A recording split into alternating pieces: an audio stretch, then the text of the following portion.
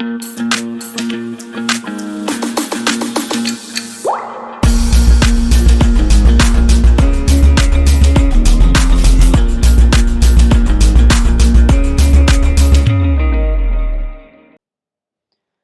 everyone, a very good afternoon to all of you and welcome back to the Layman Way, जहाँ पे हम high yielding MCQs discuss कर रहे हैं।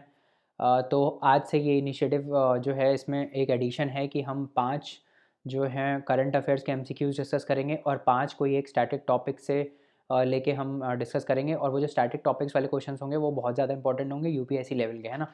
तो आज हम उस स्टैटिक टॉपिक में इकॉनमी को ले रहे हैं, है ना। इकॉनमी सब्जेक्ट को लेके हम इकॉनमी के 5 करंट अफेयर डिस्कस करेंगे। ऐसे ही एक एक दिन करके अलग अलग लेंगे, जैसे आज इकॉनमी लिया तो कल इन्वायरमेंट ले लेंगे, उसके अगले दिन फिर पॉलिटी ले लेंगे, इस टाइप से हम करेंगे, है ना, ताकि आपका सारे सब्जेक्ट्स रिवाइज होते रहे, करंट अफेयर्स के साथ स्टैटिक टॉपिक्स का भी रिविजन अपना होता रहे, है ना। तो चलिए जल्दी से स्टार्ट करते हैं। और इस लेक्चर में हमारा इकॉनमी और करंट अफेयर्स के MCQs रहेंगे। Total will discuss around 10 MCQs, है ना। और दिस इज़ लेक्चर 7। तो चलिए जल्दी से स्टार्ट करते हैं एक एक करके और हाई यील्डिंग MCQs को देखते हैं, ठीक है। तो पहला question is about export credit guarantee corporation of India, है ना। ये आज ही हमने अपने लेक्चर में पढ़ा है, तो उसके ऊपर 2 स्टेटमेंट्स हैं, लेट्स सी। पहला क्या बोल रहा है, it was established to promote exports by providing credit insurance services to exporters against non payment risk, है ना, रिस्क। तो ये तो सही है ना। नाम में ही है, क्रेडिट गारंटी करता है ना। एक्सपोर्ट को क्रेडिट गारंटी करता है, एक्सपोर्ट के क्रेडिट को गारंटी करता है, यानी इंश्योरेंस देता है ना। तो ये तो सही हो गई। दूसरा क्या बोल रहा है, it is a market leader in export insurance with around 85% of the market share in the export credit insurance market in India. So this is also correct, हमने देखा था ये, है ना। तो इसका आंसर हो जाएगा सी। चलिए आगे बढ़ते हैं, नेक्स्ट क्वेश्चन को देखते हैं। Consider the following statements regarding digi Saksham program, है ना। डिजी मतलब डिजिटल, सक्षम मतलब कुशलता, मतलब आप सक्षम मतलब आप केपेबल हो कि नहीं हो, है ना। मतलब कैपेबिलिटी को इम्प्रूव, मैंने बताया था ना, कैपेबिलिटी को इम्प्रूव करने के लिए क्या इम्प्रूव करोगे, स्किल्स इम्प्रूव करोगे, है ना। तो डिजिटल स्किल्स को इम्प्रूव करने के लिए प्रोग्राम होगा, है ना। अब पहला देखते हैं क्या बोल रहा है option. It is a joint initiative of Google India and ministry of labour and employment to enhance the employability of the youth, है ना। तो देखो अभी ये, चलो आगे पहले ऑप्शन पढ़ लेते हैं। लेट्स से आपको ये नहीं आता, ये डाउटफुल कैटेगरी में डाल देते हैं। दूसरा ऑप्शन पढ़ते हैं। 3 types of training in digital skills is provided which include self based learning, virtual instructor led training, है ना, और इंस्ट्रक्टर लेड ट्रेनिंग मॉड्यूल, है ना। तो थ्रू नेशनल करियर सर्विस, ये बहुत ही सब्जेक्टिव स्टेटमेंट है। आप ट्रेनिंग कैसे, डिजिटल स्किल कैसे इंप्रूव करोगे, इन सब मेथड्स के थ्रू करोगे, है ना। तो ये तो सब्जेक्टिव स्टेटमेंट सही है। दूसरा तीसरा क्या बोल रहा है, it is implemented by Aga Khan rural support programme India, है ना। तो देखो ये दोनों आपको, अब देखो इसमें हमको सिर्फ एक ही ऑप्शन, अगर आपने बिल्कुल ही पढ़ा नहीं है, पता ही नहीं है डिजी सक्षम क्या होता है, तो नाम से बस आप ये बता सकते हो कि 2 सही है ना। बाकी तो आपको पता होना चाहिए कि ये इम्प्लीमेंट कौन कर रहा है ना। तो 2 सही है अगर, तो मेरा ये ऑप्शन ही बस एलिमिनेट हो रहा है ना। तो इस टाइप से अप्रोच रखा करो क्वेश्चंस में, कि देखा करो कि जो मेरे को आता है उससे क्या ऑप्शन एलिमिनेट हो पा रहा है ना। तो हमने ये सी ऑप्शन एलिमिनेट कर दिया। अब actually it is implemented by Aga Khan rural support programme India, यही इसको इम्प्लीमेंट कर रहा है, तो थर्ड भी सही है। और पहला क्या ऑप्शन बोल रहा है, it is an initiative of Google India, तो गूगल का नहीं है, this is wrong, it is not of Google, it is of Microsoft, है ना। तो माइक्रोसॉफ्ट इसका इसमें सपोर्ट कर रहा है ना। तो पहला ऑप्शन इज़ रॉन्ग। तो पहला अगर गलत हो जाता है तो हमारा बचता है 2 and 3 ओनली, है ना। तो आंसर हो जाएगा बी, ठीक है। आगे बढ़ते हैं। Which of the following best describes the bio economy. अगर यहाँ पे नहीं दिख रहा है तो मैं बता दूंगा क्या क्या ऑप्शन में बोल रहा है। Which of the following best describes bio economy. Bio economy के बारे में हमने बात किया था, ये 4 स्टेटमेंट दी हैं, इसमें से बताना है कि बायो इकोनॉमी को बेस्ट कौन डिस्क्राइब कर रहा है। तो पहला ऑप्शन पढ़ लेते हैं। A model of production and consumption which involves sharing, leasing, reusing, repairing, refurbishing and recycling existing materials and products as long as possible. तो मतलब जब तक आप किसी प्रोडक्ट को यूज़ कर सकते हो तब तक यूज़ करो, वो वाली इकोनॉमी को हम बायो इकोनॉमी बोलते हैं। पहला ऑप्शन ये बोल रहा है, ठीक है। दूसरा ऑप्शन देख लेते हैं। A system in which there is a dominant centralised authority, usually the government, that controls a significant portion of the economic structure. तो मतलब एक सेंट्रलाइज अथॉरिटी होती है, जैसे हमारा सेंट्रल बैंक है, वैसे गवर्नमेंट की सेंट्रलाइज अथॉरिटी होती है जो इकोनॉमी को कंट्रोल करती है। ये दूसरा ऑप्शन बोल रहा है। तीसरा ऑप्शन क्या है, an economy where basic building blocks for materials, chemicals and energy are derive from renewable biological resources. तो ये ऐसे तीसरा ऑप्शन ये बोल रहा है कि ऐसी इकोनॉमी जिसमें हम बायोलॉजिकल रिसोर्सेज से ये सारे मटेरियल्स को डिराइव करते हैं। चौथा क्या बोल रहा है, an economy which is driven by the market forces of supply and demand with minimum government intervention. चौथा ये बोल रहा है, ठीक है, with supply and demand with minimum government intervention. तो देखो बायो इकोनॉमी है मतलब बायोलॉजिकल कुछ होगा, कुछ बायोलॉजिकल रिसोर्सेज हम यूज़ करेंगे, है ना, उसको वो हो सकता है कि उसको बाद में रीयूज़ कर रहे हो, रिसाइकिल कर रहे हो, दैट इज़ दैट वो होगा, बट बायोलॉजिकल रिसोर्सेज को हम यूज़ करेंगे। मेन फोकस कहाँ किस चीज़ पे है, बायोलॉजिकल रिसोर्सेज पे फोकस है ना। तो पहला ऑप्शन ऑल्दो थोड़ा नियर है इसके, but it is not as correctly mentioned as bio economy, क्योंकि this is what is called a circular economy. Circular economy होती है ये कि जिसमें हम एक प्रोडक्ट को जब तक यूज़ कर सकते हैं तब तक यूज़ कर रहे होते हैं ना, रीयूज़, रिपेयर, रिफर्बिश करके उसको तब तक यूज़ कर सकते हैं जब तक एकदम वो ख़राब नहीं हो जाता है ना। तो this is a circular economy. तो पहला तो गलत हो गया। दूसरा बोल रहा है system in which the dominant centralise authority usually the government controls a significant portion of the economic structure. तो इसमें कहीं बायोलॉजिकल रिसोर्सेज का मेंशन ही नहीं है ना, इसमें तो नॉर्मल इकोनॉमिक्स की बात हो रही है, कमांड इकोनॉमिक्स की बात हो रही है यहाँ पे, है ना, तो ये भी नहीं है। तीसरा ऑप्शन क्या बोल रहा है कि इसमें जिसमें हम बायोलॉजिकल रिसोर्सेज से ये सारे मटेरियल्स, केमिकल्स, एनर्जी डिराइव करते हैं, उस इकॉनमी को बोलते हैं। तो इसमें बायोलॉजिकल रिसोर्सेज आ रहा है, देखो, है ना, तो ये ऑप्शन सही हो सकता है। बट चौथा भी देख लेते हैं एक बार कि N economy which is driven by market forces और सप्लाई एंड डिमांड, इसमें भी कहीं भी बायोलॉजिकल रिसोर्सेज का मेंशन ही नहीं है ना। तो हमारा आंसर क्या हो जाएगा, हमारा आंसर हो जाएगा 3, है ना। समझ में आया कैसे हमने आंसर निकाला इसका, आंसर क्या हो जाएगा 3, ठीक है। आगे बढ़ते हैं। Global food security index 2021 is released by, global food security index किसने रिलीज़ किया है, FAO, WHO, economics impact, UNDP। तो हमने देखा था ये लंदन बेस्ड इकोनॉमिक्स इम्पैक्ट इसको रिलीज़ करता है ना। तो इसका आंसर क्या हो जाएगा 3, ठीक है। उसके बाद आगे बात करते हैं, consider the following statements regarding biotech किसान, ठीक है। तो it is a scientist farmer partnership scheme launch by department of biotechnology. अब देखो मैं मान लेता हूँ कि आपको नहीं पता है बायोटेक किसान क्या होता है, तो कैसे इसका आंसर गेस कर सकते हैं हम लोग, ठीक है। अब बायोटेक है और किसान है, किसान इज़ फार्मर, है ना, मैं पढ़ाता भी ऐसे ही हूँ आप लोगों को, है ना, नाम को देख के। बायोटेक मतलब बायोटेक्नोलॉजी, है ना, तो मतलब बायोटेक्नोलॉजी अगर है ना, और ऐसी कोई स्कीम है बायोटेक किसान टाइप की, तो कौन सी मिनिस्ट्री इन्वॉल्व हो सकती है, ministry of science and technology. और उसमें कौन सा डिपार्टमेंट इन्वॉल्व हो सकता है, डिपार्टमेंट ऑफ बायोटेक्नोलॉजी, है ना। तो पहला स्टेटमेंट क्या बोल रहा है, पहला स्टेटमेंट यही बोल रहा है कि साइंटिस्ट, बायोटेक्नोलॉजी में टेक्नोलॉजिस्ट कौन होता है, साइंटिस्ट, और फार्मर के बीच में एक पार्टनरशिप स्कीम है जो डिपार्टमेंट ऑफ बायोटेक्नोलॉजी ने लॉन्च की है। तो सब्जेक्टिव स्टेटमेंट है, सही हो जाएगा। दूसरा क्या बोल रहा है, it aims to connect science laboratories. तो साइंटिस्ट कहाँ मिलेंगे आपको साइंस की लेबोरेटरीज में। तो साइंस की लेबोरेटरीज को फार्मर से कनेक्ट करेगा to find out innovative solutions and technologies to be applied at the farm level, है ना।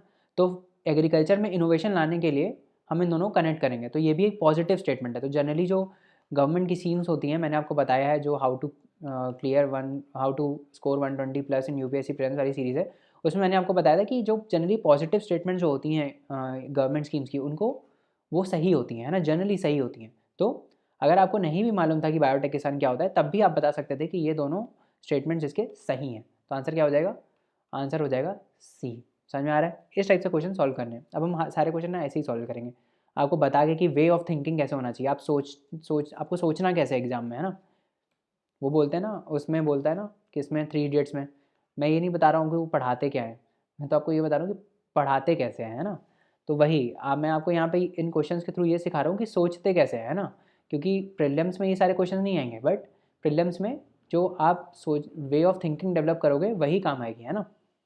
चलो आगे बढ़ते हैं इसमें, और ये देखते हैं इकोनॉमिक्स का पहला question, corporation taxes. Corporation tax कौन लगाता है भाई, corporation tax is a direct tax, पहले तो यही बता दो आप, डायरेक्ट टैक्स है। तो डायरेक्ट टैक्स कौन लगाता है, सेंट्रल गवर्नमेंट लगाती है ना, कलेक्ट भी सेंट्रल गवर्नमेंट ही करती है, उसी को ही पे करते हो डायरेक्ट, आप स्टेट के थ्रू स्टेट को थोड़ी पे करते हो, है ना। तो यही पूछ रहा है वो कौन लेवी करता है और कौन कलेक्ट करता है। Is levied and appropriated by the states. तो स्टेट्स का तो कोई रोल नहीं है कॉर्पोरेशन टैक्स में। Is levied by the union and collected and appropriated by states, ये भी नहीं है। Levied by the union and shared by the union and states, है ना, तो शेयर भी नहीं होता है, कॉर्पोरेशन टैक्स शेयर भी नहीं होता है ना, तो ये भी गलत है। आंसर क्या हो जाएगा D। Is levied by the union and belongs to its exclusively, union government का ही होता है और वो शेयर नहीं करता है कॉर्पोरेशन टैक्स को, है ना। आगे बढ़ते हैं।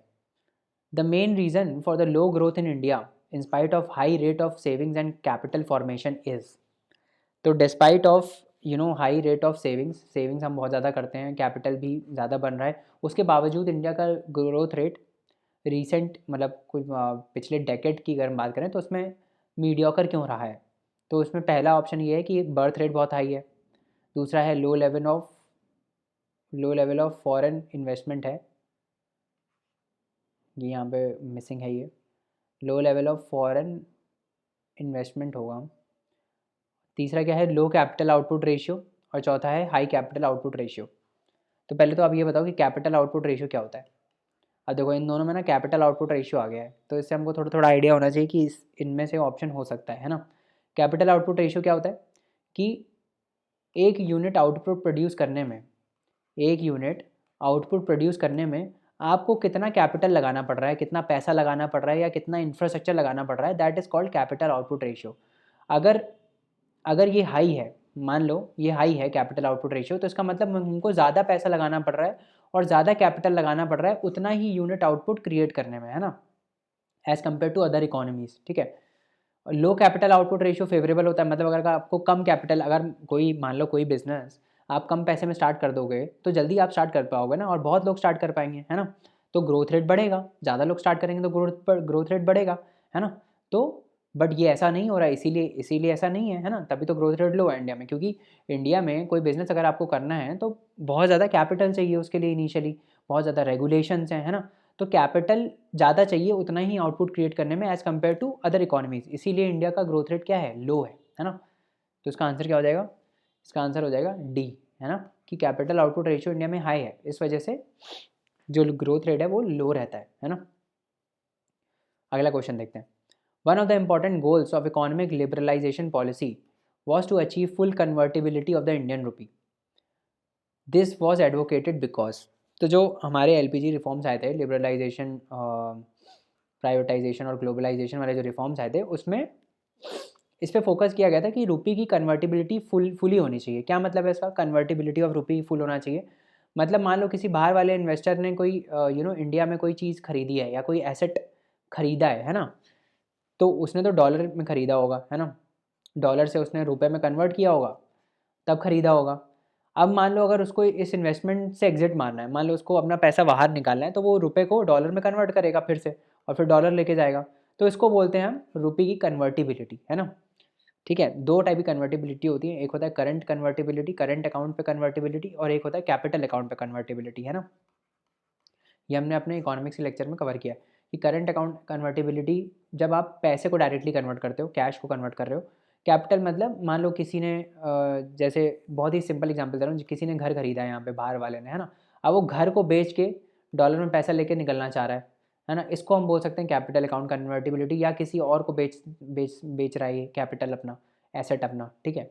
तो रुपए कितनी, आप सिंपल समझो कि रुपए कितनी आसानी से डॉलर में कन्वर्ट हो सकता है ना, क्या उसके ऊपर कोई रेगुलेशंस है ना, क्या गवर्नमेंट ने कोई रेगुलेशन लगाए हुए हैं कि इतने से ज़्यादा आप रुपए को एक टाइम पे डॉलर में कन्वर्ट नहीं कर सकते, है ना। हो सकता है ना, मान लो गवर्नमेंट ने बोला हो कि आप 2.5 लाख जो रुपए हैं उसको डॉलर में ही एक टाइम पे कन्वर्ट कर सकते हो, इससे ज़्यादा नहीं कर सकते। जैसे सेविंग्स अकाउंट में होता है ना, जैसे नॉर्मल सेविंग्स अकाउंट में होता है कि जैसे मान लो 40,000 से आप महीने में पैसा नहीं निकाल सकते, है ना, वैसे ही मान लो इसमें होगा, तो ये एक रेस्ट्रिक्शन है ना, मतलब ये फुली कन्वर्टेबल नहीं है ना कि मेरा मन चाहे मैं पूरा कितना भी अमाउंट कन्वर्ट कर दूँ, है ना।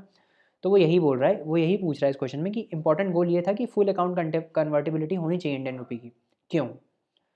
पहला ऑप्शन है convertibility of rupee will stabilise its exchange value against major currencies of the world. तो पहला क्या बोल रहा है कि अगर हम ये अलाउ करते हैं तो जो एक्सचेंज रेट है वो स्टेबलाइज हो जाएगा, मतलब रुपए, और जैसे अभी एक, मान लो $1 ₹75 है, ठीक है, लेट्स से, तो ये जो एक्सचेंज रेट है ये स्टेबलाइज रहेगा।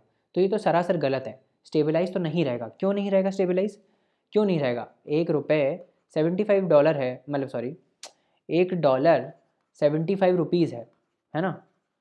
अगर हम ये फुल कन्वर्टिबिलिटी ऑफ रुपी लगा देते हैं इंडिया में, तो क्या होगा, जिसका मन चाहे कभी भी डॉलर निकाल रहा है ना। और ये जो एक्सचेंज रेट है वो डिसाइड कैसे होता है, डॉलर और रुपए के डिमांड से, कि इंडिया में रुपए का कितना डिमांड है और डॉलर का कितना डिमांड है। अगर डॉलर का डिमांड ज़्यादा है ना, तो ये जो एक्सचेंज रेट है वो हाई होगा, मतलब $1 में आप लेट से 80 रुपये खरीद पाओगे, है ना, क्योंकि डॉलर का डिमांड ज़्यादा है ना, डॉलर का डिमांड ज़्यादा है, इसलिए डॉलर का रेट ज़्यादा है ना, जिसका डिमांड ज़्यादा है उसका रेट ज़्यादा है, सिंपल सी बात है ना।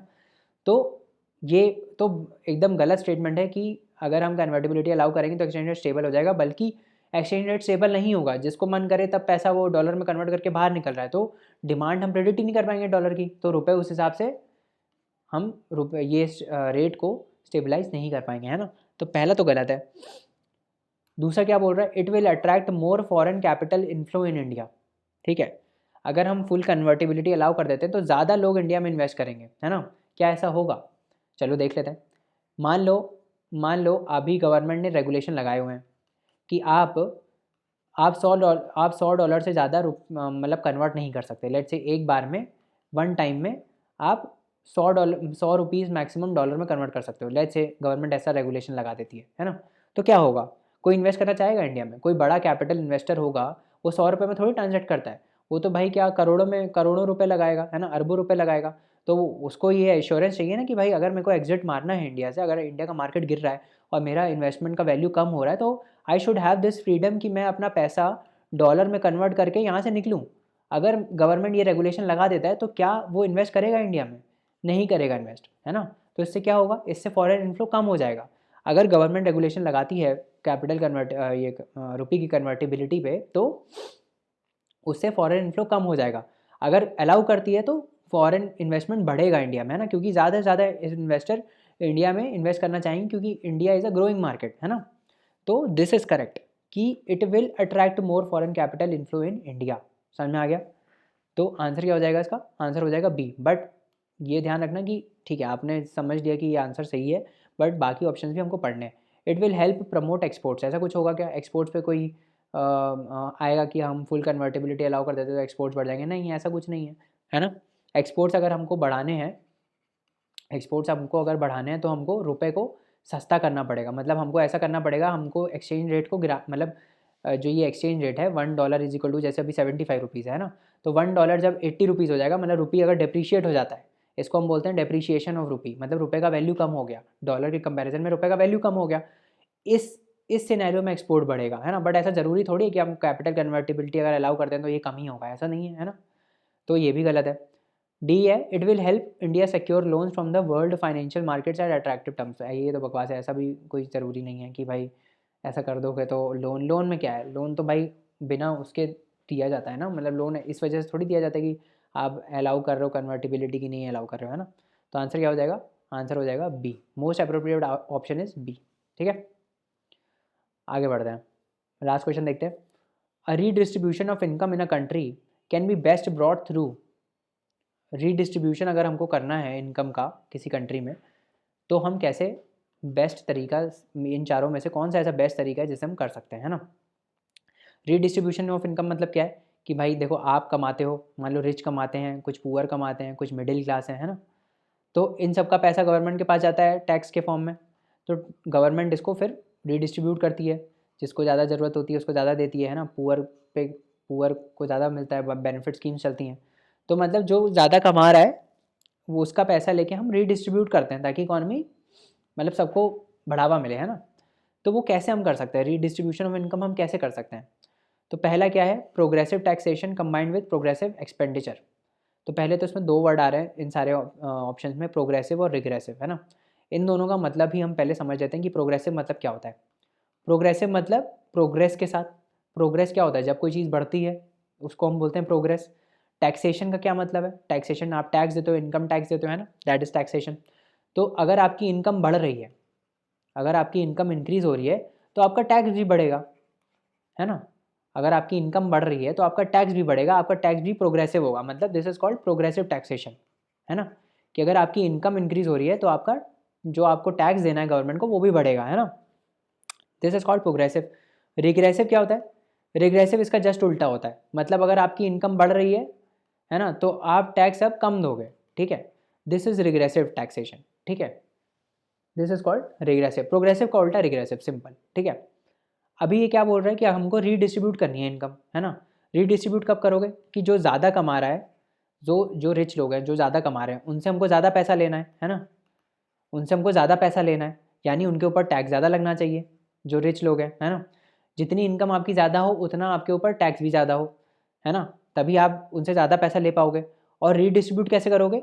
जब गवर्नमेंट एक्सपेंडिचर करेगी। कैसे एक्सपेंडिचर करेगी? गवर्नमेंट ऐसे एक्सपेंडिचर करेगी कि जो गरीब लोग हैं उनके ऊपर ज़्यादा एक्सपेंड करेगी, है ना, और रिच के ऊपर कम करेगी। समझ में आ रहा है? रिच के ऊपर कम एक्सपेंडिचर करेगी और पुअर के ऊपर ज़्यादा करेगी, तभी तो रीडिस्ट्रीब्यूशन ऑफ इनकम हो पाएगा। रीडिस्ट्रीब्यूशन इनकम का मतलब ही क्या है कि रिच से पैसा लेके पुअर के पास जाना चाहिए, पुअर को फैसिलिटीज़ मिलनी चाहिए, है ना, यही है। तो कैसे होगा? रिच से आप ज़्यादा टैक्स लो, रिच से आप टैक्स ज़्यादा लो, पुअर को आप ज़्यादा बेनिफिट दो, है ना, एज़ कम्पेयर टू रिच, तभी तो होगा। तो जब हम रिच से ज़्यादा टैक्स लेंगे, मतलब जब इनकम बढ़ेगी तो मतलब आप रिच हो रहे हो, तो आप ज़्यादा टैक्स दे रहे हो, तो इसको हम क्या बोलेंगे? इसको हम बोलेंगे प्रोग्रेसिव टैक्सेशन, है ना। इसको हम क्या बोलेंगे? इसको हम बोलेंगे प्रोग्रेसिव टैक्सेशन, ठीक है। और जब हम पुअर को गवर्नमेंट ज़्यादा एक्सपेंडिचर करेगी, मतलब सरकार जो है, गवर्नमेंट जो है, जब पुअर लोगों के ऊपर ज़्यादा खर्चा करेगी, ज़्यादा एक्सपेंडिचर करेगी और रिच के ऊपर कम करेगी, इसका मतलब क्या हुआ कि अगर इनकम आपकी बढ़ रही है, मतलब रिच की इनकम बढ़ रही है, तो आपके ऊपर एक्सपेंडिचर क्या है? एक्सपेंडिचर कम हो रहा है ना। अगर इनकम कम है तो एक्सपेंडिचर ज़्यादा हो रहा है। तो ये कुछ समझ में आ रहा है क्या है ये? मतलब दिस इज रिग्रेसिव एक्सपेंडिचर, है ना। प्रोग्रेसिव एक्सपेंडिचर और अगर होता तो क्या होता कि इनकम बढ़ रही है और गवर्नमेंट एक्सपेंडिचर भी अपना ज़्यादा बढ़ा रही है ना, रिच के ऊपर, that could have been progressive expenditure. तो प्रोग्रेसिव एक्सपेंडिचर तो है नहीं।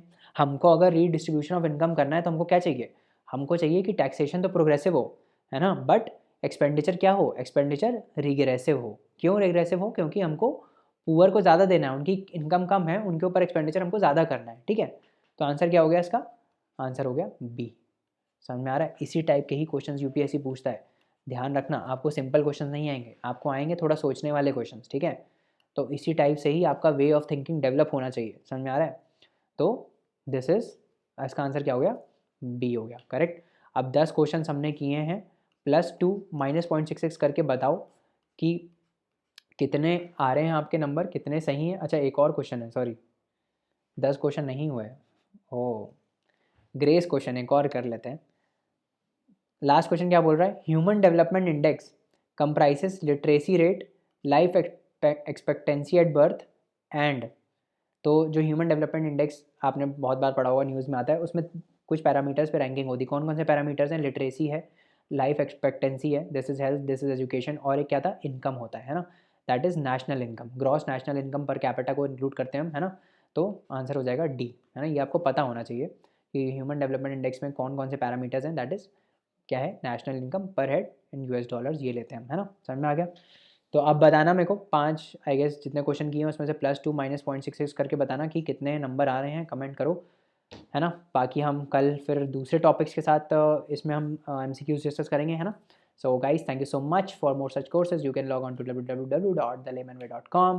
Please leave us a review like other students have done, and please support us by liking our and subscribing our YouTube. Thank you so much. अगले lecture में मिलते हैं, तब तक आप पढ़ते रहिए, है ना, हार्डवर्क करते रहिए। और ये जो क्वेश्चंस हैं, है ना, इनके आप जो हम स्टैटिक टॉपिक्स के एटलीस्ट डिस्कस करें, इनके नोट्स बनाते रहिए, है ना, क्योंकि ये सुपर इंपॉर्टेंट टॉपिक्स हैं जो हम डिस्कस करेंगे, है ना, ताकि आपकी यूपीएससी प्रीलिम्स की जो तैयारी है वो एकदम कंसोलिडेट हो जाए, है ना। चलिए अगले लेक्चर में मिलते हैं, बाय बाय।